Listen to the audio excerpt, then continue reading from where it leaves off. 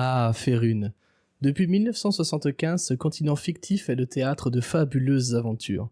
Tyranny of Dragons, Descent into Avernus, Tomb of Annihilation, plus récemment Icewind Dale. Faerûn est aussi le décor de nombreux jeux vidéo, comme la série des Baldur's Gate ou encore celle des Neverwinter Nights. Le MMORPG Neverwinter s'implante aussi dans cet univers. Des dizaines de romans racontent l'histoire de différents Faerûniens. Bref, Faerûn est un continent emblématique, ayant largement inspiré le milieu du divertissement et de la littérature. Pour ma part, Faerûn est mon endroit préféré pour m'évader et vivre de fabuleuses aventures. C'est une terre de mythes, de légendes, d'aventures épiques, de complots et d'affrontements colossaux. C'est un endroit qui m'a donné goût au monde de l'imaginaire et qui, soyons honnêtes, a largement contribué à ce que je suis maintenant. Et j'ai ici envie de vous raconter l'histoire des régions, des cités, des héros, des vilains, des cultes qui ont marqué la toile du vieux continent. Mais avant cela, un rapide tour d'horizon de ces terres s'impose.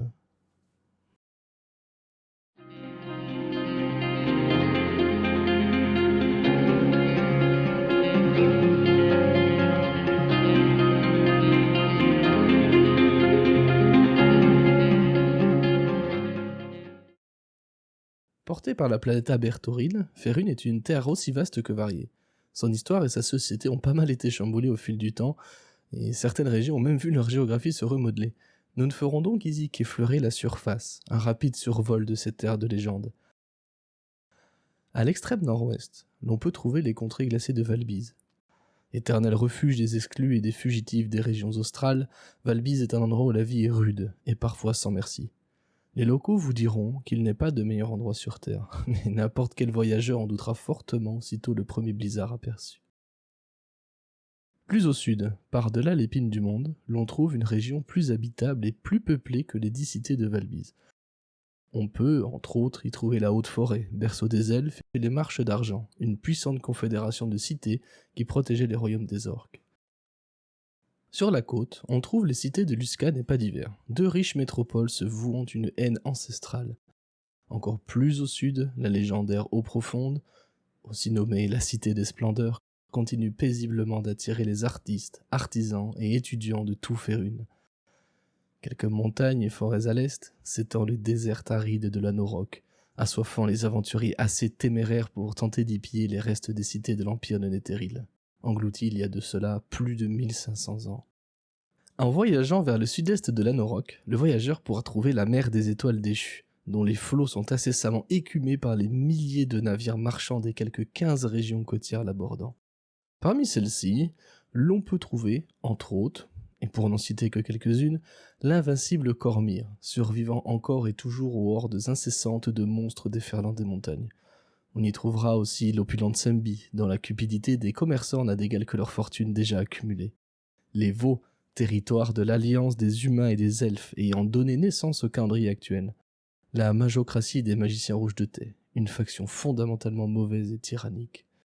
Mulhorande, dont les pharaons contiennent les envies de conquête de leurs voisins théiens. À l'ouest de ces nombreux territoires côtiers de la mer des étoiles déchues se trouvent les contrées du mi-temps occidental. Noyau des légendes et des mythes du vieux continent, les contrées sont les terres idéales pour tout aventurier.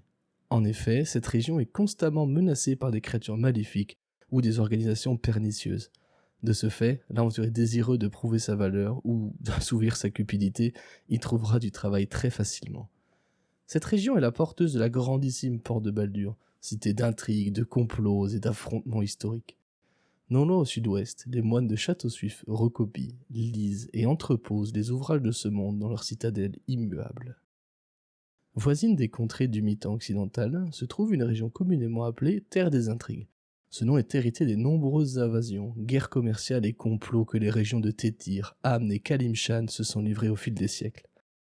Plus loin, à l'ouest, au creux des vagues de la mer des Épées, le navigateur pourra apercevoir le territoire morcelé des îles Moonshae.